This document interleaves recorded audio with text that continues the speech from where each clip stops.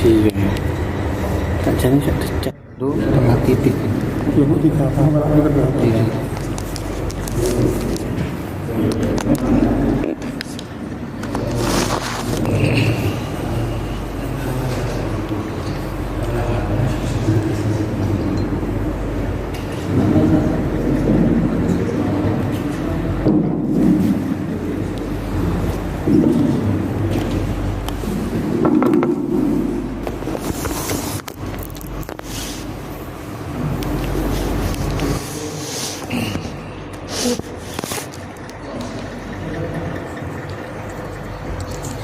Ya, Hasan. Tua. Ya. Kadang-kadang ini baterainya habis. Oh iya, ini. Ya, ini. Kan pengganti. Itu kan nggak ngetes.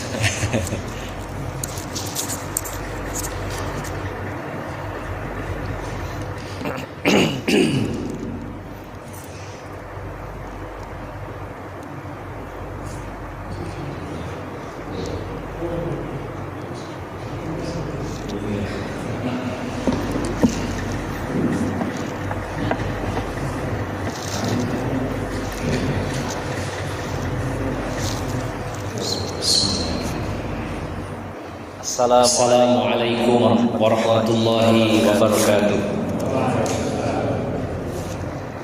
Innal hamdalillah nahmaduhu wa nasta'inuhu wa nastaghfiruh wa na'udzu billahi min shururi anfusina wa min sayyiati a'malina. May yahdihillahu fala mudilla lahu wa may yudlil fala hadiya lahu. وأشهد أن لا إله إلا الله وحده لا شريك له وأشهد أن محمدا عبده ورسوله لا نبي بعده. اللهم صل وسلم وبارك على نبينا محمد وعلى آله وصحبه أجمعين. يا أيها الذين آمنوا اتقوا الله حق تقاته ولا تموتن إلا وأنتم مسلمون. يا أيها الناس اتقوا ربكم الذي خلقكم من نفس واحدة وخلق منها زوجها وبث منهما رجالا كثيرا ونساء واتقوا الله الذي تساءلون به والأرحام إن الله كان عليكم رقيبا.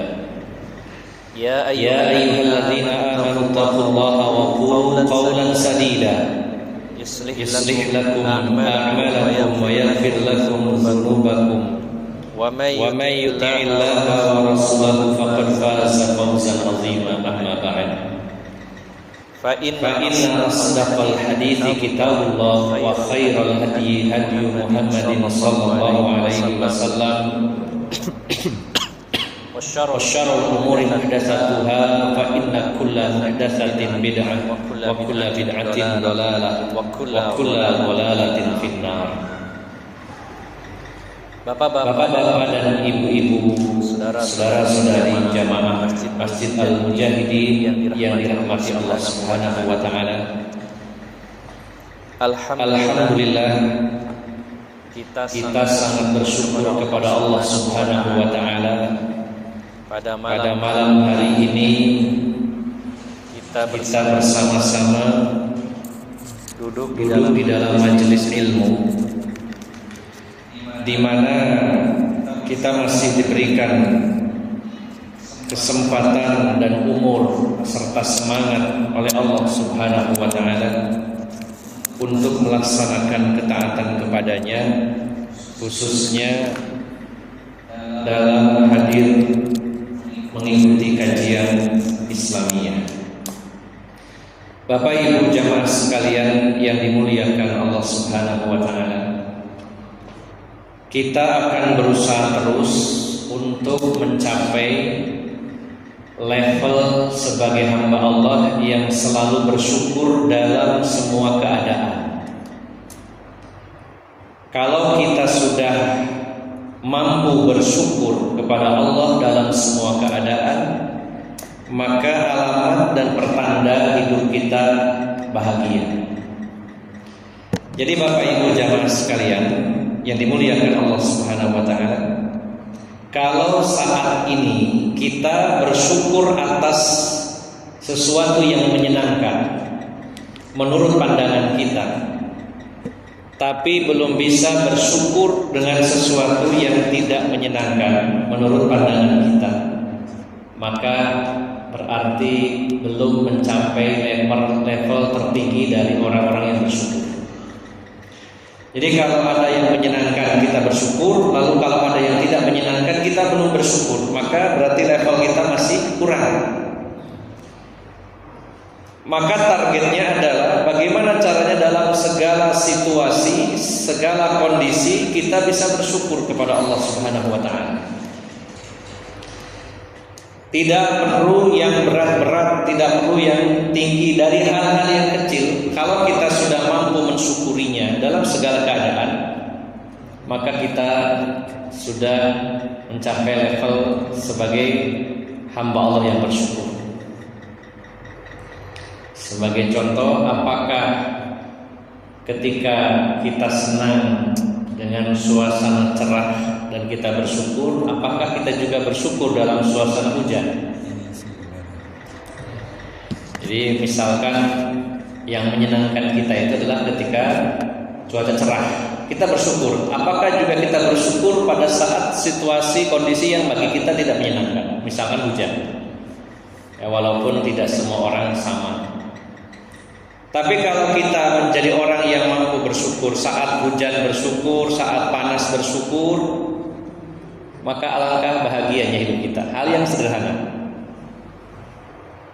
Karena berapa banyak orang bersyukur dengan kondisi hujan, tapi menggerutu saat kondisi panas. Contohnya produsen jas hujan. Wah, senang kalau hujannya datang. Hujannya turun terus, laris dagangannya. Kemudian sebaliknya, ya, para pemilik laundry atau mungkin sablon butuh panas, hujan terus sumpah. Ini umumnya manusia. Tapi apakah ada di antara kita yang hujan atau panas bersyukur, kemudian susah senang bersyukur? Banyak duit, sedikit duit bersyukur, ini luar biasa. Dan ini butuh latihan, butuh manajemen.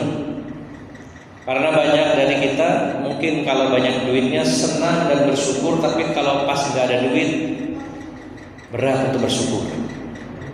Ya. Bagaimana caranya supaya kita menjadi orang yang mencapai level sebagai hamba Allah yang bersyukur dalam semua keadaan? Caranya adalah bagaimana supaya Allah itu mencintai kita. Kuncinya itu. Kita berusaha bagaimana supaya Allah itu mencintai kita. Karena kalau Allah sudah mencintai kita, apapun keadaan yang kita rasakan, apapun yang kita alami, itu pasti kebaikan. Namanya yang cinta itu kan tidak mungkin mencelakakan, tidak mungkin menyusahkan. Kalau kita dicintai oleh Allah, keadaan kita sekarang apapun itu pasti yang terbaik. Walaupun kadang-kadang menurut kita mungkin tidak baik. Menurut kita hitungannya kalau kita banyak duit itu baik. Dan kalau duitnya sedikit apalagi kekurangan itu tidak baik. Tapi kalau Allah mencintai kita, kita dalam keadaan banyak duit itu kebaikan. Kalau kita gak punya duit juga kebaikan. Nah, coba kita renungkan sejenak, kalau kita dicintai Allah, apapun keadaan kita saat ini, itu yang terbaik, karena Allah cinta kita. Ada kalanya dengan rasa cinta itu tidak harus selalu menyenangkan bagi yang dicintainya. Demi kebaikan yang kita cintai, ada kalanya kita harus nyeples. Coba anak kita saking cintanya, kita saking cinta kepada anak kita, sampai kita pun kadang memukulnya dalam rangka mendidik. Bahkan karena cinta kepada anak kita itu harusnya di rumah, berkumpul dengan kita, makan bersama, bercanda bersama, nonton bareng, ya, tidur diceritain, itu maunya kita. Tapi karena cinta kepada anak kita biarkan mereka tinggal di pondok. jauh dari kita, dengan kehidupan yang sederhana bersama teman-temannya. Itu kita lakukan apa? Karena kita cinta. Nah, begitu pula Allah Subhanahu wa taala. Kalau Allah sudah mencintai kita, keadaan kita apapun saat ini pasti yang terbaik. Walaupun menurut kita jelek, tapi pasti bagi Allah itu baik karena Allah cinta kepada kita. Nah, disinilah Bapak Ibu jamaah sekalian, kalau kita sudah mencapai level tersebut, masya Allah hidup ini bahagia. Saat hujan, ya Allah, alhamdulillah Engkau kasih hujan. Ya, semuanya jadi subur, udara jadi adem. Ketika panas, alhamdulillah ya Allah, Engkau beri panas. Baru mataharinya satu, panasnya kayak gini, untung nggak Engkau kasih 7. Ya, misalkan contohnya begitu, di manage. Semua keadaan, ya, semua keadaan. Nah, ini yang dicapai oleh Rasulullah SAW. Beliau ketika mendapatkan kesenangan, beliau mendapatkan kebahagiaan, beliau mengatakan alhamdulillah bi ni'matihi tatimmus shalihat. Segala puji bagi Allah, dengan nikmatnya semakin sempurnalah kebaikan. Dan ketika mendapat sesuatu yang tidak menyenangkan, Rasulullah mengatakan alhamdulillahi ala kulli hal. Segala puji bagi Allah dalam semua keadaan. Senang alhamdulillah, susah alhamdulillah. Ini tidak mudah lagi. Hanya seringkali para penceramah, mari kita bersyukur, tapi nyatanya level sebagai hamba yang bersyukur itu belum kita capai kadang. Bagaimana caranya? Latihan dari hal-hal yang sekecil apapun, keadaan bagaimanapun disyukuri. Punya istri satu, alhamdulillah, istri satu. Daripada ada bojo, masih mending saya punya istri satu. Amanahnya nggak terlalu berat. Ya, saya punya istri 2, ya alhamdulillah, berarti dipercaya sama Allah, diberi amanah lebih berat. Semoga pahalanya lebih banyak. Wah, saya belum punya istri, yang mungkin yang terbaik ini. Terus bagaimanapun keadaannya, ya, selalu berpositif thinking kepada Allah Subhanahu wa taala. Jadi kalau bisa para penceramah termasuk saya mengajak mari kita bersyukur, selalu diawali dengan itu. Harus ada penekanan gitu. Supaya motivasi bagi saya pribadi dan bagi Bapak Ibu jamaah sekalian, mari kita mencapai level yang tertinggi sebagai hamba yang bersyukur dalam semua keadaan. Dan itu bisa dilatih dari hal-hal yang kecil-kecil, keseharian, apapun yang kita rasakan, kondisi apapun kita syukuri. Ketika sehat, alhamdulillah ya Allah Engkau beri sehat. Dengan sehat saya banyak beribadah kepadamu. Begitu sakit, alhamdulillah ya Allah Engkau beri sakit, saya jadi sedikit maksiat.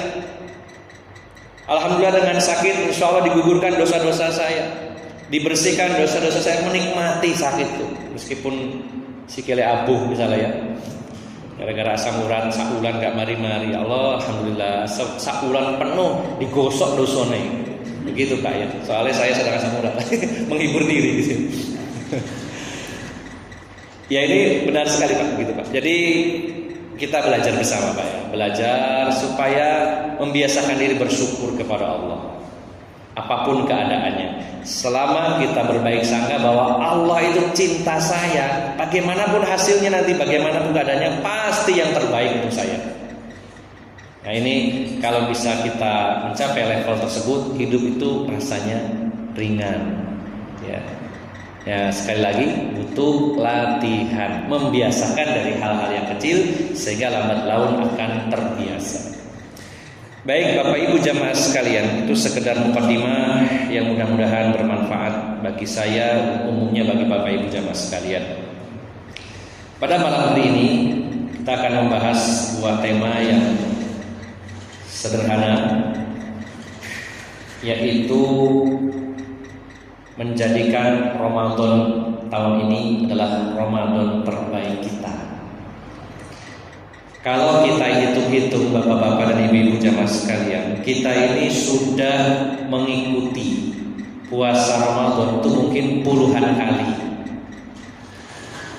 Bagi bapak-bapak yang usianya sekitar 40 sampai 50 rata-rata ya. 40 sampai 50, ambil tengah-tengahnya 45.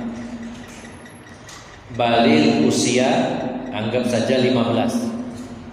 Ya, kalau anak sekarang lebih instan, lebih cepat, ya, serba instan, sampai balik pun lebih instan. Entah kebanyakan apa itu ya, kebanyakan ayam ya, orang enggak ya. Jadi cepat sekali baliknya. Tapi anggap rata-rata 15 tahun yang laki-laki. Kalau usia sekarang 45, baliknya usia 15, berarti mulai dicatat amal-amal kita dan dosa kita itu sejak usia 15 sampai 45, yaitu selama 30 tahun. Artinya kita kurang lebihnya sudah berpuasa Ramadan sebanyak 30 kali kurang lebihnya. Apalagi yang sudah umurnya 50, tinggal nambahkan ya kurang lebihnya 35 kali puasa.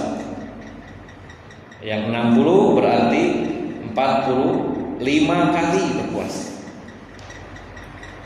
Nah, maka Bapak Ibu jamaah sekalian, sekian puluh kali kita berpuasa, apakah puasa kita itu hanya mengalir begitu saja, rutinitas begitu saja? Apakah ada sesuatu yang spesial dengan puasa kita? Maka puasa yang kurang lebih mungkin 6 hari lagi atau 5 sampai 6 hari lagi, ini bisa jadi puasa terakhir kita, bisa jadi. Beberapa teman saya yang pada bulan Ramadan lalu masih berjumpa, pada tahun ini sudah dipanggil Allah Subhanahu wa taala. Beberapa takmir masjid, beberapa panitia kajian, jamaah kajian di beberapa wilayah sudah meninggal beberapa bulan yang lalu. Ramadan lalu masih ketemu saya, Ramadan ini ya saya juga tidak tahu nyampe apa enggak, tidak ketemu. Maka sangat mungkin Allah takdirkan kita masuk ke bulan Ramadan tahun ini, dan itu bisa jadi Ramadan terakhir kita. Sangat mungkin. Siapa yang akan jamin akan bertemu lagi di tahun-tahun berikutnya? Maka dalam beribadah kita usahakan, apakah itu sholat atau yang lainnya, kita usahakan supaya berkualitas. Kita harus menganggapnya ini sholat terakhir saya, besok Ramadan terakhir saya. Apabila puluhan tahun yang lalu Ramadan itu begitu datar-datar saja, maka yang tahun ini harus beda. Bagaimana Ustaz? Harus ada komitmen bersama-sama. Saya, panjenengan semuanya, Ramadan tahun ini harus ada sesuatu yang spesial, beda dengan Ramadan tahun sebelumnya. Lalu bagaimana caranya? Saya merangkum beberapa poin supaya puasa Ramadan tahun ini mudah-mudahan menjadi Ramadan yang terbaik selama kurun terakhir. Kalau memang Allah takdirkan beberapa tahun ke depan masih hidup, mudah-mudahan tahun berikutnya lebih baik lagi dan lebih baik lagi. Tapi setidaknya Ramadan ini kita jadikan Ramadan yang terbaik selama kita mengikuti puasa di bulan Ramadan puluhan tahun ini. Ada beberapa poin supaya Ramadan kali ini menjadi spesial dan mudah-mudahan jadi Ramadan yang terbaik. Yang pertama, hendaknya kita rindu dan kangen serta berharap-harap kepada Allah, bahkan meminta kepada Allah agar bertemu dengan Ramadan.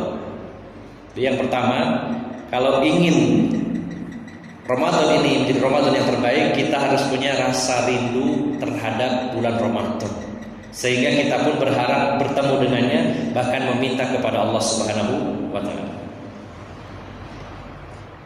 Bagaimana dulu para sahabat, dijelaskan oleh para ulama, para pendahulu kita, kalangan salafus saleh, khususnya para sahabat. Para ulama mengatakan, kanu yad'una Allah sittata ashhurin an yuballighahu ila Ramadan, atau ayuballighahum syahru Ramadan. Para pendahulu kita, generasi terbaik umat ini, para sahabat, mereka berdoa kepada Allah selama 6 bulan lamanya, meminta supaya ketemu bulan suci Ramadan. Ya, kalau para sahabat 6 bulan, ini kan kurang 6 hari. Paling kan 6 hari kita minta, ya Allah mudah-mudahan saya ketemu dengan bulan Ramadan, daripada tidak pernah sama sekali meminta. Para sahabat 6 bulan terus menerus, ya Allah pertemukan kami dengan bulan Ramadan. Itu menunjukkan adanya kerinduan, adanya rasa kangen kepada bulan Ramadan.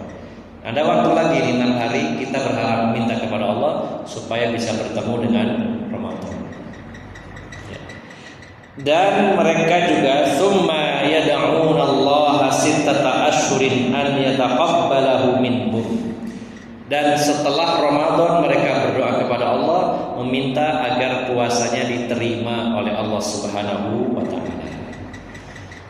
Ini poin yang pertama, agar Ramadan ini menjadi Ramadan yang terbaik, hendaknya kita memiliki rasa rindu dan kangen terhadap bulan Ramadan. Yang kedua, ini sebenarnya juga menjadi salah satu alat ukur tentang iman kita. Yang kedua adalah sukacita dengan datangnya Ramadan. Nah, coba ini dipertanyakan kepada hati kita masing-masing. Kira-kira Ramadan tahun ini kita senang nggak dengan kedatangannya, atau tidak senang, atau tidak ada perubahan suasana hati, nyantai-nyantai saja, sama aja. Silakan dideteksi hatinya masing-masing. Kalau ada rasa senang, itu tandanya ada iman dalam diri kita. Kenapa? Kaitannya apa dengan iman? Kalau orang itu senang Ramadan, maka dia dikatakan beriman. Bukankah Rasulullah SAW ketika memasuki bulan Ramadan, beliau diceritakan oleh para sahabat, karena Rasulullah SAW yubashiru ashabah. Rasulullah itu kalau memasuki bulan Ramadan, beliau memberi kabar gembira kepada para sahabatnya. Yaqul, beliau bersabda, qad ja'akum syahrul Ramadan, syahrul mubarak. Kenapa Rasulullah memberi kabar gembira kepada para sahabat? Beliau mengatakan, telah datang kepada kalian bulan Ramadan, bulan yang penuh barokah. Terus kita tahu adanya barokah dari mana? Oh, dapat bungkusan nasi, kalau itu berkat. Ya, istilahnya berkat. Ya. Rasulullah mengatakan syahrul mubarak, bulan penuh barokah. Dari mana kita tahunya? Dan kenapa kita percaya? Karena kita punya iman. Kita percaya dengan sabda Rasulullah, kalau bulan Ramadan itu bulan penuh berkah. Dan barokah itu adalah zada khairuhu, bertambah terus kebaikannya. Maka kalau kita berbahagia dengan datangnya bulan Ramadan, pertanyaan kenapa bahagia? Saya bahagia karena bulan Ramadan itu penuh dengan barokah. Kata siapa? Kata Rasulullah. Kenapa percaya? Ya saya percaya karena iman. Maka karena iman bahwa bulan Ramadan itu penuh barokah, ya saya senang karena penuh dengan barokah, senang. Makanya orang yang senang dengan datangnya Ramadan berarti dia beriman. Kemudian kata Rasul dalam hadis tersebut, beliau mengatakan, fihi tuftahu abwabul jannah. Pada bulan Ramadan selama sebulan penuh, pintu-pintu surga dibuka semaksimal mungkin, selebar-lebarnya. Terus tahunya dari mana kalau pintu surga itu dibuka? Itu katanya Rasulullah. Lalu apakah kita percaya? Ya percaya, beriman. Kalau beriman, kalau percaya, harusnya bahagia pintu surga dibuka. Kenapa? Karena dengan dibukanya pintu surga, apalagi dalam hadis yang lain, setiap hari selama Ramadan dihias-hiasi surga itu. Dan dikatakan oleh Allah berfirman, tidak lama lagi hamba-hambaku akan memasuki engkau wahai surga. Kalau pintu surga itu dibuka, ya bukan hanya dalam rangka pamer, oh Allah punya surga, tak. Dibuka pintu surga sehingga imbasnya sampai ke diri kita di muka bumi ini. Kalau pintu surga dibuka, maka kita merasa ringan mengamalkan amalan ahli surga. Surganya dibuka lebar. hawa surganya terasa di muka bumi ini. Bagaimana rasanya? Apakah sejuk kayak AC begitu? Ya. Rasanya adalah orang menjadi mudah, ringan kalau dia itu berada di bulan Ramadan, ringan dalam berbuat baik. Secara otomatis orang itu berubah.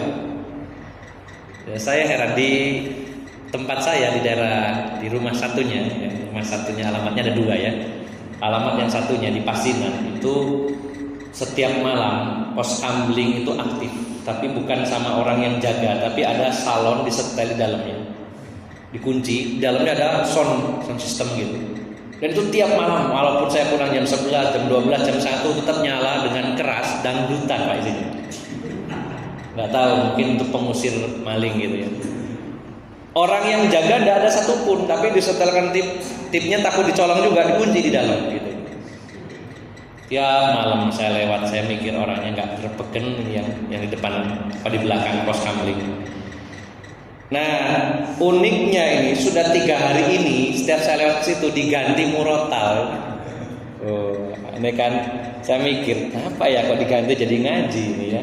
Oh mungkin momennya mau Ramadan, orang jadi mudah berbuat baik. Yang tadinya dangdutan kok tiba-tiba diganti dengan murotal, dimudahkan oleh Allah Subhanahu wa taala. Contohnya saja orang sedekah itu kalau bulan Ramadan Masya Allah, masjid-masjid itu sampai takminnya bingung, ono kolak, ini lo kacang hijau, semongko, ini salah banyak. Begitu Ramadan bubar, bersih masjid itu ya. Seringnya begitu. Artinya apa? Di bulan Ramadan itu dibuka pintu surga selebar-lebarnya, orang mengamalkan ahli surga. Ya, mendengarkan Al-Qur'an, bersedekah itu rasanya mudah sekali. Ya. Dan ini harusnya sesuatu yang membahagiakan kalau kita punya iman. Karena apa? Karena kita percaya bahwa pintu surga dibuka pintunya. Karena kita percaya. Lalu kata Rasulullah, wa tughlaqu fihi abwabul jahim. Ditutup rapat-rapat pintu-pintu neraka jahanam. Neraka ditutup rapat. Sehingga imbasnya orang-orang di muka bumi itu mengurangi amalan-amalan ahli neraka, berkurang selama Ramadan. Wa tughallu fihi syayatin, dan syaiton-syaiton itu dibelenggu, diikat. Jadi sementara setannya mendapat cuti selama sebulan tidak mengganggu kita. Lantas kalau sudah diikat, otomatis yang membisikkan kejahatan ya menurun gitu. Tapi kenapa masih banyak orang yang berbuat jahat selama Ramadan tidak hilang sama sekali? Ada 2 kemungkinan. Yang pertama karena bisikan dalam jiwa manusia itu bukan satu-satunya syaitan, tapi bisa juga bisikan dari hawa nafsunya, dari jiwanya. Karena Allah menyatakan innan nafsa la ammaratum bisu illa ma rahima rabbi. Sesungguhnya nafsu jiwa manusia itu mendorong, menyuruh kepada yang buruk kecuali jiwa yang mendapatkan rahmat Allah Subhanahu wa taala. Bisa jadi karena bisikan jiwanya. Atau yang kedua karena dia sudah lanyah, mahir. Ya, selama 11 bulan ditren sama setan untuk berbuat dosa, sehingga sebulan itu gak ada artinya. Ya setan mos kapopo. Aku dicancang sampai wis tak latih mahir. Ya, berbuat dosa wis otomatis wis tubuh 11 bulan, saking dekatnya dengan syaitan sehingga mudah sekali dia melakukan dosa karena terbiasa. Mungkin ada yang seperti itu ya. Tapi secara umum ini kabar gembiranya, syaitan-syaitan diikat. Dan kata Rasulullah, wa fihi lailatun khairum min alfi syahr. Hanya ada di bulan Ramadan ada 1 malam yang lebih baik dari 1000 bulan. Jangan pernah mencarinya di luar Ramadan, nggak akan dapat. Adanya hanya di bulan Ramadan. Itu malam Lailatul Qadar. Ini merupakan bentuk kasih sayang Allah, bonus dari Allah Subhanahu wa taala untuk mengejar ketertinggalan kita dari ibadahnya umat-umat sebelum kita. Nabi Adam dalam kitab Al-Bidayah wan Nihayah yang ditulis oleh Imam Ibnu Katsir. Imam Ibnu Katsir menjelaskan bahwa umur Nabi Adam itu 1000 tahun. Dalam Al-Quran umur Nabi Nuh 950 tahun. Ada beberapa riwayat Israiliyat umurnya Nabi Hud itu 400, umur Nabi Ibrahim 200. Dan umur umat yang ada pada saat itu tidak jauh dengan umur para nabinya. Kalau Nabi Adam dan manusia yang hidup sejaman dengan beliau itu umurnya 1000, lalu panjenengan dan saya cuma 60, kalah di waktu. Sama-sama berimannya, sama-sama sholatnya, sama-sama beribadahnya, kita kalah drastis. 60 tahun banding 1000 tahun, kalah. Ya. Bandingkan sama Nabi Nuh 950 tahun, kita kalah jauh. Bandingkan sama Nabi Hud 400 tahun, kalah jauh. Kalau anggapannya sama-sama beriman, sama-sama beramal soleh. Tapi ternyata Allah berikan bonus bagi umat Rasulullah Muhammad SAW adanya malam Lailatul Qadar yang lebih baik dari 1000 bulan. Berarti kalau bapak-bapak ada yang sudah berpuasa 30 tahun atau 30 kali Ramadan dan mendapatkan malam Lailatul Qadar, berarti sama dengan 30.000 bulan. Berapa Pak hitungan? Anggap saja 83 tahun kali 30. Ya, lebihnya begitu ya. 1000 bulan itu 80. Bulatkan saja 80 tahun. 83, 80 tahun dikalikan 30. 280 dikali 30, bukan 3 ya. 2400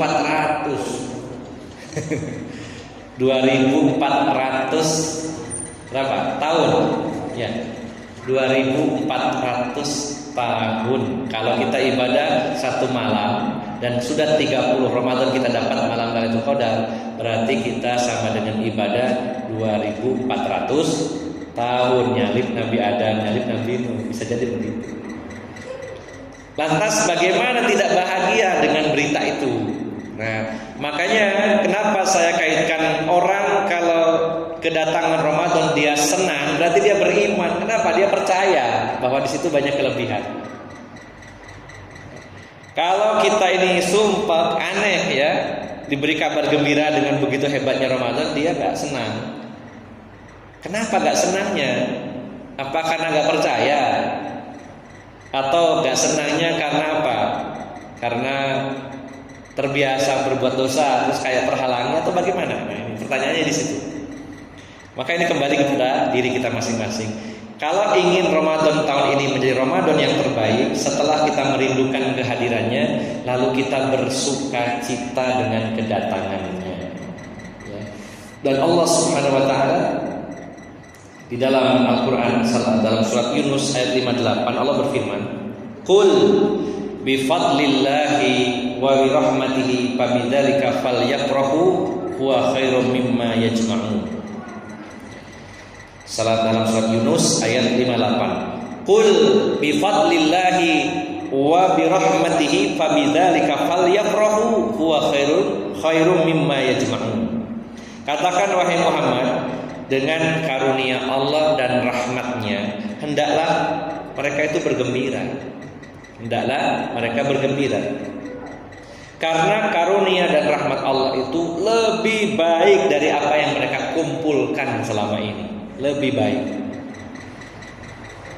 Nah, ini perintah di dalam Al-Quran untuk bersukacita dengan karunia dan rahmat Allah Subhanahu Wa Taala. Ramadan ini karunia dari Allah Subhanahu Wa Taala, maka kita diperintahkan untuk bersukacita, untuk berbahagia.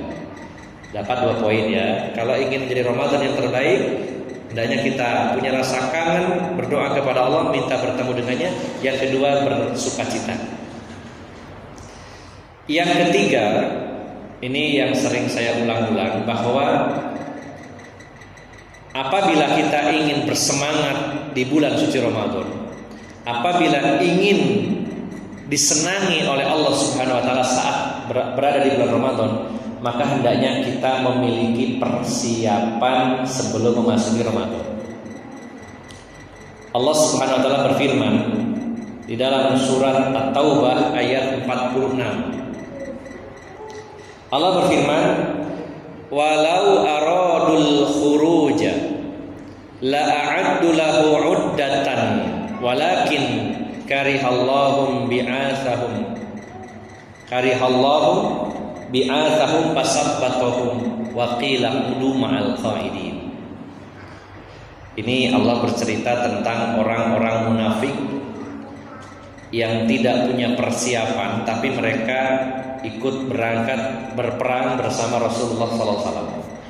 Maka Allah menyatakan dalam firman-Nya, kalau mereka itu orang-orang munafik berangkat bersamamu wahai Muhammad, berperang bersamamu, maka Allah nggak suka keberangkatan mereka. Kenapa Allah nggak suka? Karena mereka tidak punya persiapan. Seandainya mereka itu keluar berangkat bersamamu, ya, dan mereka tidak punya persiapan, maka Allah nggak suka keberangkatan mereka, dan Allah akan lemahkan semangat mereka, dan dikatakan kepada mereka, lebih baik kalian duduk-duduk saja bersama orang-orang yang duduk. Ini kaitannya dengan perang, tapi para ulama di antaranya Syekh Muhammad bin Shalih Al-Utsaimin mengatakan bahwa ayat ini berlaku untuk ibadah-ibadah yang lainnya.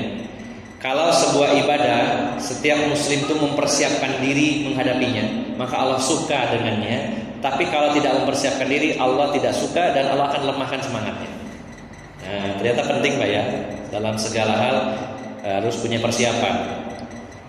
Termasuk ketika akan memasuki bulan Ramadan ini, kalau ada persiapan, Allah suka dan Allah nanti akan semangatkan kita. Tapi kalau nggak siap, Allah nggak suka dan Allah akan lemahkan semangat kita. Dulu orang-orang munafik tidak punya persiapan untuk bertempur. Kalau mereka memaksakan berangkat, Allah nggak suka. Orang kalau nggak punya kesiapan, bukannya malah membantu, tapi nyeripeti. Bah, kalau orang nggak punya kemampuan, jadi bukan hanya persiapannya itu hanya memiliki perbekalan, memiliki persenjataan, tapi juga kemampuan menggunakannya. Kalau punya persenjataan saja tidak cukup karena nggak bisa menggunakan. Ya, bawa mortir harusnya melontar, jatuhnya di depannya, kan bahaya Pak. Bukannya menghancurkan musuh, menghancurkan diri sendiri karena nggak punya kemampuan, nggak punya kesiapan, gopo. Ya. Banyak itu kejadian kalau lihat di YouTube, tapi dalam rangka latihan ya. Harusnya melontar, jatuhnya di depannya, ngedos dewe gitu. Karena nggak punya kesiapan. Ini dalam bicara masalah perang, tapi berlaku juga dalam semua ibadah harus ada persiapan. Persiapan apa kalau puasa, Bapak Ibu jamaah sekalian? Yang paling penting nomor 1, persiapan ilmu. Coba dibuka lagi Pak beberapa hari ini fikih Ramadan, barangkali ada hukum-hukum yang lupa. Kadang-kadang kita sudah tahu tapi lupa, perlu dibuka-buka lagi. Apa ya kira-kira yang membatalkan puasa itu? Apakah juga masih ada yang salah paham, tidak bisa membedakan membatalkan puasa atau membatalkan pahala puasa? Sehingga dihukumi sama, pokoknya kalimatnya batal, dianggap sama, padahal beda. Membatalkan puasanya atau membatalkan pahala puasanya, beda. Ada memang dalam hadis Nabi bahwa perkara-perkara yang membatalkan pahala puasa diantaranya melihat lawan jenis dengan syahwat. Maka kalau kita sedang berpuasa ternyata teledor lalu melihat di depan kita ada cewek cantik, wah, terus habis itu mikir, loh saya kan puasa, waduh batal, kan tak mampir warkop aja sih sana. Nah itu salah paham, dikira yang batal puasanya, padahal yang batal adalah pahala puasanya atau minimal berkurang. Termasuk juga ghibah, termasuk juga mengadu domba, ya, termasuk juga ropat, yaitu perkataan yang kotor, ya, kata-kata kotor, bukan bilang kotor-kotor gitu enggak ya. Maksudnya kata-kata yang nyerempet seperti porno dan sebagainya. Ini mengurangi pahala puasa, bahkan bisa membatalkan pahala puasa. Tapi bukan membatalkan puasanya, karena yang membatalkan puasa itu sedikit sebenarnya. Yang kemarin sudah dibahas di Karena itu di Al-Hidayah ya, tentang perkara-perkara yang membatalkan puasa itu cuma 6 dalam hadis Nabi SAW. 1, 2, 3 makan, minum, muntah disengaja. Kalau tidak sengaja karena lupa, maka tidak batal puasanya, tidak wajib qadha, tidak wajib kafarah. Makan, minum, muntah, lupa tidak disengaja, maka tidak batal. Walaupun itu habis 2 piring, minumnya 2 gelas, kalau lupa tidak batal puasanya. Lanjutkan. Ya. Tapi yang penting saat ingat berhenti, gitu ya. Jangan diterus-teruskan. Ya. Nah, bagaimana kalau sedang makan rambak habis satu toples terus keseretan baru iling, kok poso aku apa gitu. Minum apa lanjut puasa Pak kayak gitu Pak? Waduh ini jam 7 ngenteni maghrib keseretan ya apa ya? Kalau minum dari batal, kalau nggak minum Pak gimana? Ya diukur aja Pak ya, kalau memang membahayakan nyawa terutama, membahayakan kesehatan, ya sudah terpaksa batal. Tadi salahnya lupanya saat makan rambak baru ingat pas keseretan. Ya, coba kalau ingatnya setelah minum, nah aman. Tapi kan namanya ingat kan nggak bisa disetting. Tiba-tiba ingatnya pas keseretan, gimana? Ya diukur, kalau membahayakan ya dibatalkan, kalau tidak ya terpaksa lanjut ya, dikuat-kuatkan karena tidak membahayakan, ya paling seret sedikit ya lanjut. Ya. Tapi kalau disengaja maka batal. Maka yang membatalkan puasa makan, minum, kemudian muntah yang disengaja. Wah saya ini nggak makan, nggak minum, tapi ngemut permen, soalnya kan nggak termasuk makanan, nggak termasuk minuman. Maksudnya apa? Nek ngemut permen tau Ustaz kan butuh mangan, jadi kira makan itu makan berat. Wah saya ini nggak makan, nggak minum, nggak ngemut permen, asap tok, kan nggak bukan makanan gitu ya. Ya kebul ini kebul Ustaz bukan makanan, bukan minuman gitu ya. Jadi hukumi yang sama seperti makanan dan minuman. Saya ini nggak makan, nggak minum, nggak ngemut permen, nggak rokokan, tapi diinfus makanan, ben gak loyo, ya sama aja gak ada artinya puasa. Itu dihukumi yang sama. Tapi poin intinya adalah makan, minum, muntah disengaja. Yang keempat, kelima, haid dan nifas. Ibu-ibu jangan lupa, haid atau nifas sampai dikatakan walau lahdotan fi akhi atau walau lahdotan fi akhirin nahar. Walaupun kurang sesaat di akhir hari tetap batal. Jadi kalau maghribnya jam 5:30, jam 17.30, kemudian jam 17.25 ternyata datang ya tamunya, datang bulan, kurang 5 menit tetap batal ya. Walaupun kurang sedikit tetap batal. Dan wajib qadha, harus membayar. Bayarnya ya 1 hari, jangan 5 menit ya. Kurang 5 menit bayarnya 5 menit. 1 hari penuh ya, ibu. Nah yang terakhir al-jima, yaitu hubungan intim. Makan, minum, muntah disengaja, haid, nifas, jima, hubungan intim. Nah, termasuk bagian dari jima ini, walaupun tidak langsung dengan lawan jenis, mengeluarkan secara sengaja, tetap batal puasanya. Selain berdosa, batal juga. Ya. Tapi kalau nggak sengaja, dewe, ya itu tidak membatalkan, dilanjut puasanya. Misalkan mimpi basah, maka tidak membatalkan. Nah, jadi ini masalah fikih Ramadan, monggo dibuka-buka kembali. Apa rukun puasa, apa yang membatalkan puasa, apa sunnah-sunnah puasa, apa yang dibolehkan saat berpuasa. Ini perlu dipersiapkan. Ini adalah bentuk persiapan kita, persiapan ilmu. Yang kedua tidak kalah penting, persiapan fisik. Ya monggo. Gimana ya caranya ini 6 hari kurang 6 hari ini mau puasa supaya sehat. Diukur asam uratnya saya telulas kayak apa modunan itu. Diusahakan ya, supaya di Ramadan sehat. Waktu pilek segera berusaha untuk sembuh supaya pas Ramadan sehat. Ini persiapan namanya. Walaupun itu berupa persiapan fisik. Nah, tambahan lagi persiapan apa? Kalau ada persiapan uang. Kalau ada. Kalau nggak ada, apa yang dipersiapkan? Siapkan uang. Kenapa dipersiapkan? Oh ini mudah-mudahan nanti saya sisihkan untuk Ramadan. Saya ingin memberikan takjil, saya ingin bersedekah, saya ingin beli air minum kemasan nanti dibagikan sembarang. Itu namanya persiapan. Pokoknya bentuk persiapan dalam rangka menyambut Ramadan, sesuatu yang dibolehkan, maka ini Allah cintai. Dan nanti efeknya adalah Allah akan jadikan kita semangat di dalam bulan Ramadan kalau kita punya persiapan. Maka Ramadan ini akan menjadi Ramadan yang terbaik. Pertama, kita punya rasa kangen dengan Ramadan, berdoa kepada Allah. Yang kedua, kita bersukacita dengan kedatangannya. Yang ketiga, mempersiapkan diri. Nah, lalu yang terakhir, Bapak Ibu jamaah sekalian, supaya Ramadan kali ini bisa lebih baik dan spesial, kita memasuki bulan Ramadan bukan hanya sekedar puasa, tapi nilai-nilai dari puasa kita perkuat lagi. Contohnya apa? Belajar tentang keikhlasan. Kita berpuasa sebulan penuh dilatih oleh Allah Subhanahu wa taala untuk membiasakan diri ikhlas. Karena ibadah yang kata Imam Ibnu Hajar Al-Asqalani ketika beliau menjelaskan hadis yang berbunyi hadis qudsi, Allah berfirman, ya, kullu amali ibni Adam lahu hasanah wal hasanatu bi asyri amsalha illa siyam fa innahu li wa ana ajzi bihi.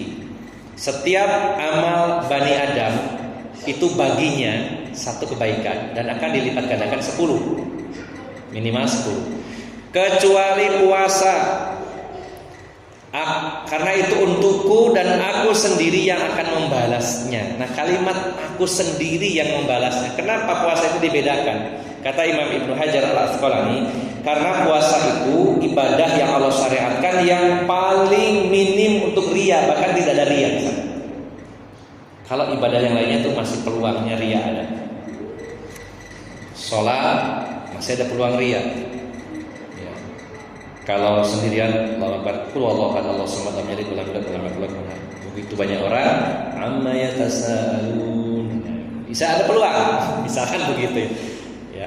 Bukan berarti saya menyalahkan membaca amma yatasaalun, tapi maksud saya puasa salat itu masih punya peluang untuk riya. Sedekah, wah, sangat mungkin. Dan itu terkembalinya kepada niat ya.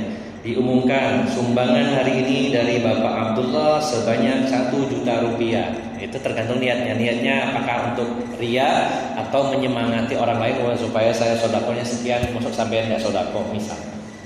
Tapi peluang untuk riyanya dalam sedekah sangat besar. Kalau haji, wah ini juga, wah datang undangan, saya mau berangkat haji nih, sekampung diundang, tapi dalam rangka pamer misalkan ya. Kembalinya kepada niat. Umroh atau apa saja. Tapi kalau puasa mamerinnya gimana ya? Kalau nggak ngomong orang nggak tahu. Mbak, orang 30 ngumpul siang hari, kita nggak tahu kalau nggak ditanyain. Ya. Atau orangnya sendiri yang ngomong aku puasa loh ya. Nah dulu nih latku putih gitu. Ya. Putih sariawan itu belum. Ya. Jadi betul sekali bahwa puasa ini ibadah yang paling aman dari sifat riya. Susah untuk riyanya karena tidak kelihatan. Makanya Allah akan balas sendiri. Maka bapak-bapak ibu jamaah sekalian, nah puasa kali ini kita kuatkan lagi bahwa saya sedang di training oleh Allah Subhanahu wa taala belajar untuk ikhlas. Ikhlas. Karena puasa ini sebulan penuh ibadah yang paling minim untuk berlaku atau bersifat riya. Latihan untuk ikhlas. Dan mudah-mudahan nantinya keluar Ramadan itu betul-betul menjadi orang yang ikhlas. Dan juga yang terakhir sebagai penutup, Ramadan ini harus spesial sebagai training latihan kita membiasakan diri menjauhi maksiat. Karena pada saat puasa orang mau bermaksiat itu lebih berat. Nah itu kita biasakan. Mau bermaksiat, oh iya, puasa mana puasa nggak sih dawes. Biasanya orang berpikir simpel begitu. Maka selama sebulan ini Allah inginnya kita ini membiasakan diri menjauhi perkara-perkara yang diharamkan oleh Allah Subhanahu wa taala. Sehingga Bapak Ibu jamaah sekalian, puasa Ramadan sebulan penuh itu ada hasilnya gitu. Kita menjadi orang yang biasa ikhlas, kita biasa meninggalkan perkara-perkara yang diharamkan oleh Allah Subhanahu wa taala. Jadi inilah beberapa poin dari sekian poin, mungkin ada yang lain. Maka puasa kita akan terasa lebih spesial. Satu, dengan adanya rasa kangen bertemu dengan Ramadan, dibuktikan dengan doa kita kepada Allah Subhanahu wa taala. Yang kedua, bersukacita datangnya Ramadan. Yang ketiga, mempersiapkan diri, baik itu ilmu, fisik, harta, dan lain-lainnya. Dan yang keempat, mari kita jadikan Ramadan tahun ini sebagai ajang training, latihan kita menempa jiwa kita supaya kita menjadi orang-orang yang ikhlas dan membiasakan diri meninggalkan apa-apa yang diharamkan oleh Allah Subhanahu wa taala. Demikian Bapak Ibu jamaah sekalian, semoga nasihat sederhana ini bisa bermanfaat khususnya bagi diri saya, umumnya bagi bapak-bapak dan ibu-ibu jamaah sekalian. Oh iya, monggo. Baik.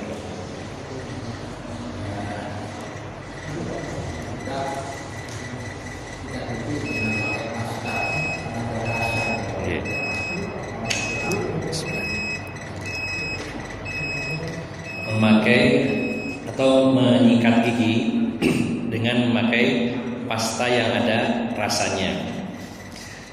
Kalau secara asal, ini juga saya kutip dalam kitab Al-Wajiz ya. Sebenarnya ada referensi-referensi yang lainnya.